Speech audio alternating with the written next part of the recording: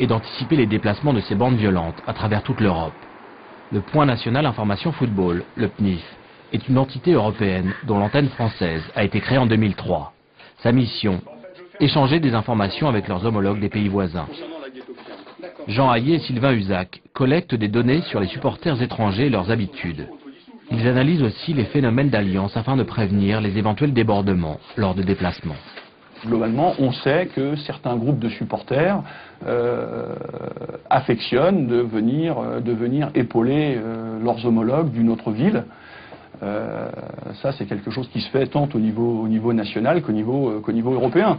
On sait qu'on a des clubs de l'Est, Strasbourg ou Nancy, qui ont des accords très forts avec des groupes ultra allemands. Et quand on a un club lorrain qui va affronter une équipe italienne, on est quasiment sûr de retrouver dans les tribunes en Italie des Allemands venus épauler les Lorrains, mais également des Espagnols qui seront venus épauler les Italiens. Ça, c'est quelque chose de tout à fait vrai. Ces renseignements permettent à la police française de mieux sécuriser les matchs internationaux et leur flux de supporters potentiellement dangereux. C'est tout l'intérêt du réseau de coopération européen entre les points nationaux. Parce que justement, quand on nous annonce la venue de supporters étrangers, on se fie, nous, à l'appréciation que va en avoir le correspondant local. Hein, parce que lui, justement, il a la vision de son phénomène. Il dit, attention, là, ils viennent... pour parler vulgairement, il ne faudra pas les chercher. Ou alors, ils viennent pour se battre. Donc, c'est eux qui savent ça. Nous, on peut pas l'anticiper, ça. Vous m'a expliqué, donc c'est bon. D'accord. Donc, juste la modif là. Pour la prochaine journée de championnat, le PNIF a été prévenu par ses homologues hollandais que des supporters à risque de la ville d'Utrecht allaient se déplacer à Sedan pour le match Sedan-PSG. L'inquiétude règne car les Hollandais de la ville d'Utrecht ont mauvaise réputation et beaucoup sont interdits de stade dans leur ville. Ça plus nos amis d'Utrecht. Ouais. Donc, bon, à suivre. J'ai eu mes chaises ce matin de Sedan. Hein. Combien de Hollandais déjà? Entre 120 et 150. On a déjà l'assurance d'un bus de 90 mecs. Hein. Un bus? Ça, c'est facile à prendre en compte. Disons que c'est bien qu'ils arrivent tous ensemble, quoi. Sylvain Huzac prévient alors les spotters des renseignements généraux qui vont suivre les supporters parisiens en déplacement à Sedan. Alors on ne sait pas bien, au départ c'était pour commémorer le décès d'un joueur français qui jouait chez eux. Ils profitent de certains déplacements et notamment Sedan puisqu'il a joué à Sedan.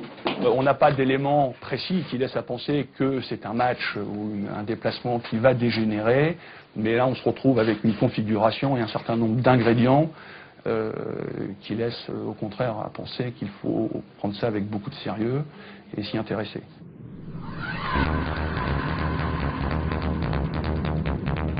La venue des supporters hollandais d'Utrecht à Sedan est prise au sérieux. L'information a circulé en Europe, puis en France. On va déjà faire une petite vidéo normale, voir où sont les nôtres, et puis après aller... Jacques et ses spotters ont fait le voyage de Paris pour suivre les supporters du PSG. L'objectif, localiser les uns et les autres dans Sedan, avant le match, afin de pouvoir faire réagir rapidement les forces de police, si nécessaire. D'accord, ouais. Nous on arrive en centre-ville. Donc on a fait un tour au commissariat, on s'est calé avec le DDSP et le commandant, donc c'est bon là. D'accord, bah nous on va pas être, on va te rejoindre, on devrait être là d'ici 5-10 minutes. Sur place, ils rejoignent Philippe, leur collègue des renseignements généraux locaux, pour prendre des informations sur les Hollandais. T'es au courant pour les Hollandais? Il y a des voitures déjà, ils en ont retrouvé combien? Une dizaine? Donc ça veut dire que tu te retrouves avec une centaine. Les Hollandais ils vont être faire une halte, là, ils vont picoler. Ouais, mais le centre, ici les cafés c'est où? Lesquels? On monte un peu là, c'est 200 mètres à gauche. Mais toi tu les as déjà vus les gars d'Utrecht ou pas? Ouais, c'est l'histoire de Di Tommaso. Ouais. Ils ont scellé une espèce de pacte, une alliance là. Et depuis, nous, à chaque fois, il y a une espèce de convention, quoi. Ils viennent ici pour supporter CSSA, quoi, entre guillemets, parce que... Ouais, en fait pour eux c'est une bouffée d'oxygène, parce qu'apparemment on a eu le télégramme, il y a pas mal d'interdits de stade, pour eux c'est une manière de retourner au stade, quoi. Les premiers Parisiens arrivent, il va falloir les surveiller et savoir quel type de supporters sont là. Bonjour. La majorité des troupes parisiennes se déplacent en bus et sera parquée au stade. Une autre partie est dispersée dans la ville. Jacques et ses 3 collègues vont se séparer et arpenter la ville, ses bars, ses ruelles. Il est encore tôt. Il attend des nouvelles des Hollandais. Paris. La nouvelle tombe enfin. Les Hollandais sont entrés dans Sedan. Ils ont été vus en ville. Ouais, d'accord. Ils sont comment? C'est des biens? C'est des vrais? C'est du lourd. Ouais, d'accord. Bon, t'as vu que les Hollandais sont en train de sauter tous les barrages. Ils les contournent tous. Donc j'ai l'impression qu'on va plutôt s'amuser grâce aux Hollandais qu'aux Parisiens. Jacques est impatient de voir à quoi il ressemble. Là, on va aller... apparemment, il y a déjà un groupe d'une trentaine. Entre 20 et 30 qui tournent, on va aller sur eux. Ça y est, les Hollandais sont là devant Jacques. Une bonne centaine. Il veut alors les voir de près. Ah non, c'est pas les Parisiens, ça. Pas vraiment. Bonjour. Parmi la centaine de hooligans présents, Jacques cherche à reconnaître le chef, car tout partira de lui.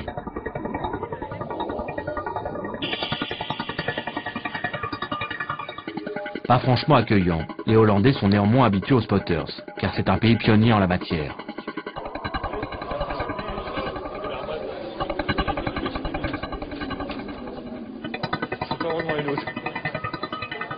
Pour Jacques, aucun doute. Les hommes présents ici n'ont qu'un seul but, se battre avec les Parisiens. Oh, faut pas rester... Ah, de toute façon, on va se poser. Je crois que ça, c'est des vrais. Hein. La première urgence est de prévenir les supporters parisiens du danger. Quoi? Ça va? Il y en a une grille. Ouais, il est... Bon, ouais, mais ne cherchez pas le contact aujourd'hui parce que là c'est pas bon. On est pas en nombre aujourd'hui. Ouais. Ok, merci messieurs. Pas de problème, chef.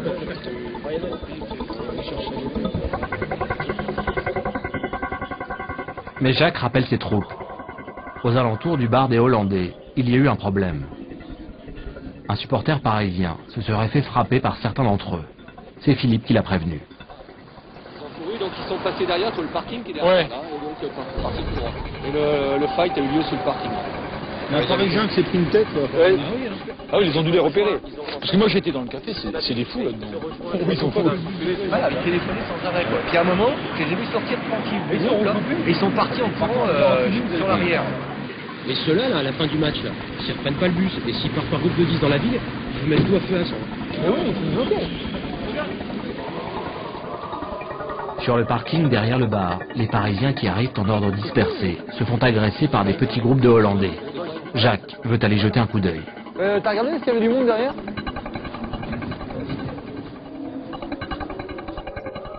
Le rôle de Jacques et des spotters est de surveiller, mais aussi de veiller sur les supporters parisiens. Ouais, à l'extérieur du stade, ouais. Ils cherchent les supporters parisiens et leur cassent la gueule. Voilà, mais ça que ça, apparemment. Voilà. Boum, regarde, boum. Ils se battent, hooligans.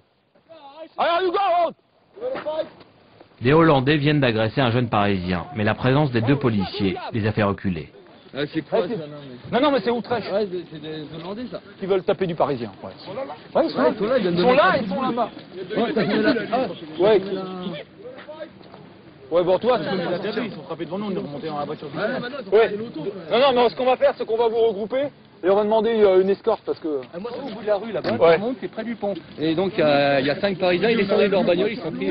Donc, il y en a un qui s'est fait tirer son portefeuille et puis son blouson. Vous pouvez prendre votre sac et on fait un convoi général. Avec Philippe, les spotters organisent un convoi pour protéger les supporters du PSG jusqu'au stade, car il y a aussi des femmes et des enfants. Quand soudain, Regarde. Oh. Ils sont tous les gars, alors tu dégages. Quoi? Vas-y. Oh, ils sont tous les gars, alors you go. matraque à la main, Jacques s'interpose et tente d'expliquer aux Hollandais que les Parisiens présents ne sont pas des hooligans. Quoi? Qu'est-ce qu'il y a?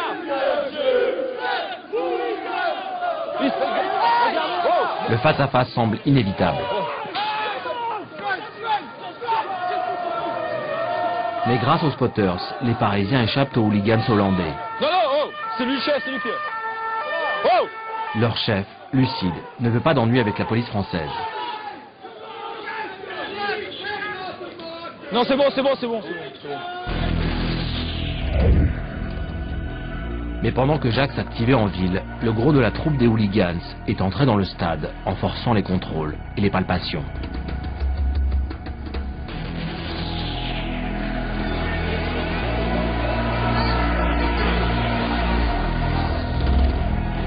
Ah, ils ont déchiré les stewards, ah ouais, d'accord. Bon, ben c'est... Ouais, d'accord. Des poètes, d'accord. À mon avis, je sais pas comment est fait le stade. Si les coursives sont pas sectorisées, on risque de les voir à la mi-temps faire le tour en direction des Parisiens. Mais Jacques est prévenu que ça chauffe déjà dans les tribunes. Les Hollandais n'ont pas attendu la mi-temps pour s'activer.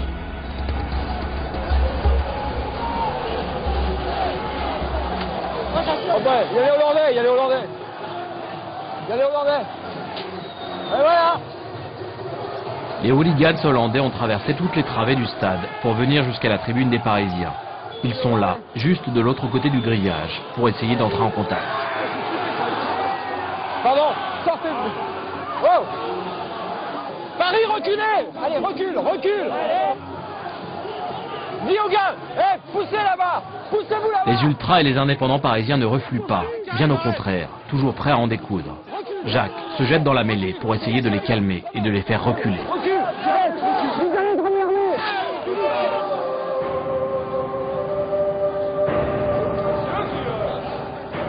Pendant plus de 20 minutes, Hollandais et Parisiens de part et d'autre du grillage vont chercher le contact. Pendant ce temps-là, le match se poursuit. Le spectacle sur la pelouse ne les intéresse visiblement pas.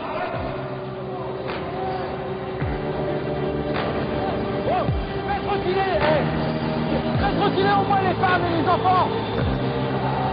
Ouais, il n'y a pas moyen de vider les mecs du crèche. La gendarmerie intervient enfin. CRS, il y a le CRS. Il y a que deux stewards. Il faut tirer de l'autre côté.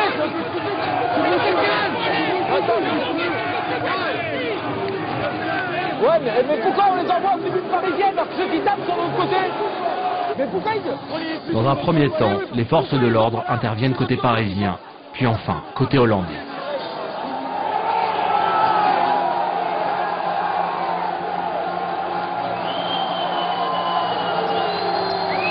Les hooligans hollandais sont alors chassés de la tribune.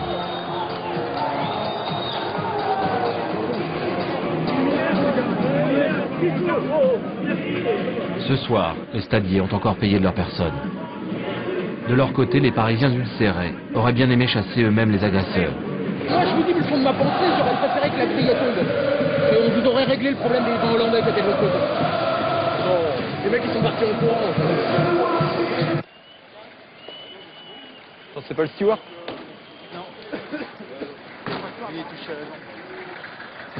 Bilan de cette belle soirée de football, 4 blessés. Les Hollandais, encadrés et regroupés par les gardes mobiles dans les coursives du stade, ont été raccompagnés à leur bus sous bonne escorte. Ils repartent chez eux sans même avoir vu le match.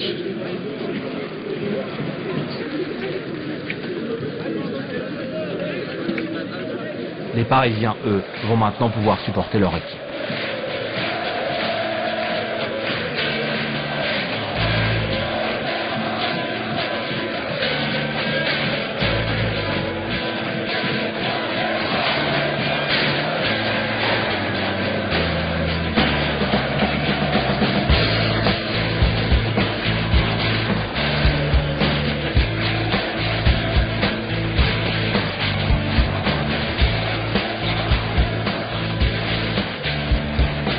Pour Jacques, la démonstration des Hollandais d'Utrecht prouve bien que le football n'est qu'un prétexte à ces déchaînements de violence.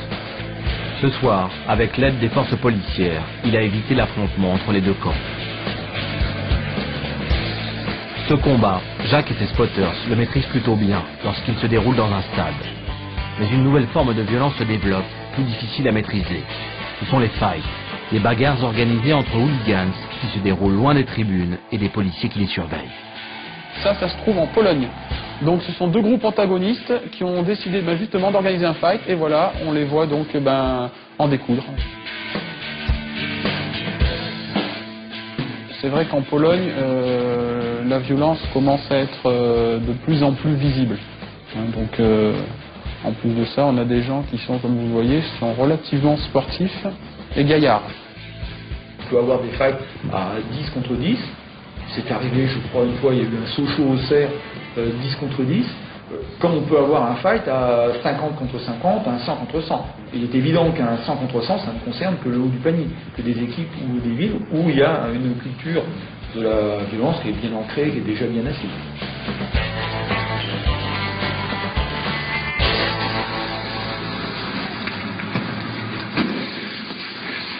Des moyens policiers importants sont mis en œuvre pour endiguer les débordements des 3000 hooligans recensés en France. Mais ce mal n'est-il pas social, comme un reflet ou une facette de notre monde? Pour les hooligans, le seul moyen d'exister passe par la violence. On pourrait le comparer aux affrontements entre bandes de jeunes, dans les banlieues, etc. C'est le même fonctionnement social. Il y a des groupes identifiés qui s'opposent pour des notions de territoire, pour des notions de visibilité, pour des notions de réussite. Là-dedans, il y a cette construction de l'identité individuelle et de l'identité collective à travers la virilité et la masculinité. Et oui, c'est là que le regard est autre chose, parce qu'on parle de vous dans la semaine sans que vous le saviez, puis d'un coup vous arrivez, vous avez un mec que vous ne connaissez pas dans la live, il fait tiens, mais Arsène il arrive. Quand ça me dit ce que tu as fait, Quelque part, c'est une existence. Ce que je recherchais, moi, c'est une existence, quoi. Face à de telles motivations, la politique répressive actuelle ne semble pas assez dissuasive. Du coup, un nouvel arsenal juridique se met en place. L'idée est de désolidariser les clubs de football des agissements illégaux de leurs supporters.